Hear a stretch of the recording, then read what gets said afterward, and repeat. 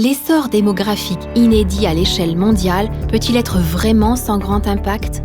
L'essor démographique que subit notre planète depuis maintenant plus d'un siècle est un phénomène bien connu et fulgurant au travers d'un bond qui nous amènera à plus de 9 milliards d'ici 2050 et qui pourra nous amener à être 3,3 milliards de plus d'ici 2100.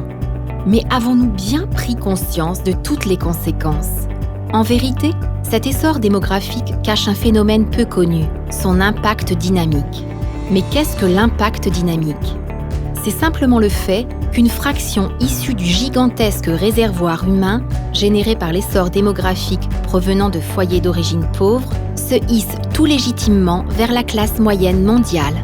Nous constatons non seulement que la classe moyenne mondiale est d'une taille chaque jour plus inédite et qu'elle est donc toujours plus déterminante dans l'impact environnemental mondial. Mais surtout, sur cette trajectoire vers la classe moyenne, nous négligeons souvent que, rien que pour satisfaire les besoins élémentaires croissants en électricité, logement, transport, des activités très émettrices de CO2, telles que l'ouverture et l'exploitation de centrales à charbon, la production d'acier ou de ciment, ou encore le déploiement de la mobilité, sont en très forte expansion. Et pour finir, les plus aisés s'alimentent de l'expansion de la classe moyenne pour y exploiter des marchés solvables propices à la surproduction et au creusement des inégalités. L'impact dynamique de la démographie est transversal à l'ensemble des classes sociales. La production et la consommation essentiellement produites par les classes sociales les plus favorisées se combinent à cet impact dynamique démographique pour former un impact commun amplifié auquel s'ajoute l'impact statique démographique. L'impact démographique dynamique est masqué car il est comptabilisé à tort dans la consommation des populations, réduisant ainsi l'impact de la démographie à sa composante statique. La démographie est le facteur prépondérant dans les émissions de CO2 d'origine humaine depuis un siècle. Nous estimons que la proportion de ces différents impacts en 2019 était d'environ 34% pour la production et la consommation et de 66% pour la démographie. Et donc, la tendance d'une progression des émissions va se poursuivre jusqu'en 2050 en raison de l'inertie démographique, car même si nous parvenions à réduire l'impact de la consommation, si nous ne nous préoccupons pas en même temps de l'impact démographique maintenant, les bénéfices attendus seront anéantis et surpassés par l'impact de l'essor démographique croissant. D'ailleurs, si nous avions su contenir le niveau de population où il était en 1920, soit 1,8 milliard, nous aurions obtenu, à progression de niveau de vie égal, un dégazage annuel de CO2 jusqu'à nos jours, forcément inférieur chaque année au niveau que le groupe d'experts intergouvernemental sur l'évolution du climat, le GIEC, préconise d'atteindre pour contenir le risque climatique à un réchauffement de 1,5 degré. Nous avons maintenant grande peine à imaginer d'atteindre cet objectif, étant arrivé à un dégazage mondial de 43 gigatonnes par an en 2019, avec 7,7 milliards d'humains en passe de devenir 11 milliards. Comment la gestion actuelle du risque climatique peut-elle faire renaître l'espoir d'une issue enthousiasmante et durable en nous aidant du levier de la dépressurisation de la demande au travers d'un plan de co-responsabilité mondiale ? Dans notre projet, le groupe d'experts intergouvernemental sur l'évolution démographique, le GIED, instance onusienne, serait chargé de fixer les objectifs de retour à des niveaux de population soutenables partout dans le monde, et en particulier d'inverser au plus vite la tendance actuelle continuellement haussière de la progression démographique mondiale. De montrer en quoi ces objectifs contribueraient à la plupart des 17 objectifs de développement durable, les ODD, et constituerait un ODD 0, car l'essor démographique est le socle accélérateur de l'ensemble des préoccupations de développement durable. De proposer à la concertation internationale des moyens d'atteindre ces objectifs en rassemblant, élaborant et sélectionnant les propositions visant à y contribuer. Le GIED est indispensable car en réalité, pour pallier le risque climatique, le GIEC n'est pas suffisant.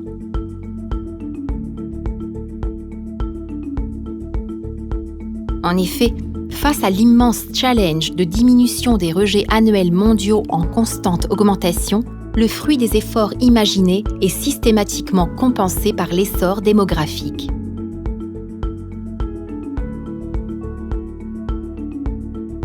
Le navire écologique ne peut se sauver du naufrage uniquement en écopant, s'il ne se préoccupe pas en même temps de reboucher le trou béant dans sa coque qui ne cesse de s'élargir et par lequel il coule, qu'est l'essor démographique non contrôlé.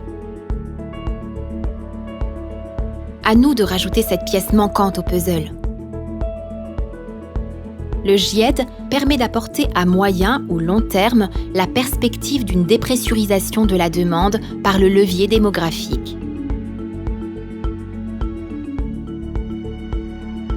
Le tandem GIED-GIEC permettra de renforcer l'effort international existant par des moyens autant que par des actions éthiques, solidaires et responsables. Ainsi, le tandem GIED-GIEC pourra notamment faire l'étude de moyens coercitifs 100% éthiques et consentis.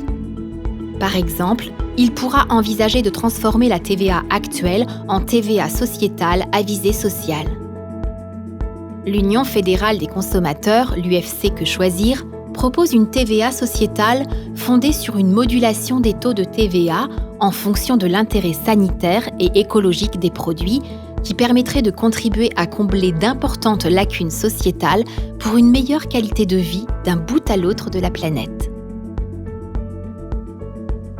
Elle dépressuriserait la demande non seulement en incitant à l'effort de sobriété avec des taux progressivement élevés pour les produits polluants, non équitables, superflus et luxueux, et un taux attractif pour les produits accompagnant le développement durable, avec un taux zéro pour la production de biens nécessaires, résultante de partenariats publics-privés garantissant qu'ils soient peu onéreux, sobres et respectueux de l'environnement. Les recettes de la TVA SAVS pourraient contribuer au financement de l'aide au développement en priorisant les chantiers de transition démographique. Elle favoriserait la mise en place de la protection sociale et la revaloriserait là où elle existe déjà. Enfin, elle serait un formidable levier de santé publique, en incitant la consommation de produits sains, équilibrés, permettant ainsi de diminuer la prévalence de maladies chroniques telles que l'obésité, le diabète, les maladies cardiovasculaires ou neurodégénératives et certaines formes de cancer. Ce levier permettrait des économies substantielles, car ces maladies représentent un coût annuel considérable, de l'ordre de dizaines de milliards d'euros par pays. Une population en meilleure santé est aussi mieux protégée contre les agents infectieux transmissibles de l'animal à l'homme, auxquels la surexploitation des milieux naturels et la perte de biodiversité nous exposent, toutes deux étant accélérées par l'essor démographique en cours. Sans cette visée sociale de la TVA, autrement appelée TVA sociale, les pays développés se sentent obligés d'avoir recours à des politiques natalistes qui ne permettent finalement que de repousser les problématiques posées par le vieillissement des populations au lieu de les résoudre durablement. Un financement de la protection sociale reposant sur une assiette plus large que celle issue de l'activité permettrait de contribuer à inverser la tendance démographique actuelle et d'éviter les conséquences environnementales graves qu'elle engendre. Pour conclure, la TVA SAVS serait un outil international opportun de dépressurisation de la demande par la consommation responsable, permettant aux pays développés de mieux contenir et adapter leur niveau de population pour répondre aux défis économiques. Face à l'urgence des défis auxquels l'humanité se retrouve confrontée, ce clip vidéo cherche à vous mobiliser en signant cette pétition qui pourrait permettre la sortie historique du déni démographique. Ce déni, Einstein le redoutait lorsqu'il nous alertait en 1946 que, des 3 bombes qui menacent le monde, la bombe démographique sera la plus terrible. Pensez-y, partagez et commettez ce petit geste de vote pour qu'il se transforme en un nouveau pas de géant pour l'humanité. Notre groupe de travail, Destination Économie Durable, propose un projet de société visant le développement durable loin des excès, plus proche des équilibres, et s'inscrivant dans un effort de conciliation des intérêts écologiques et économiques sur un mode hautement collaboratif. Nous nous associons avec toute autre initiative qui partage le même objectif. Bienvenue dans ce projet.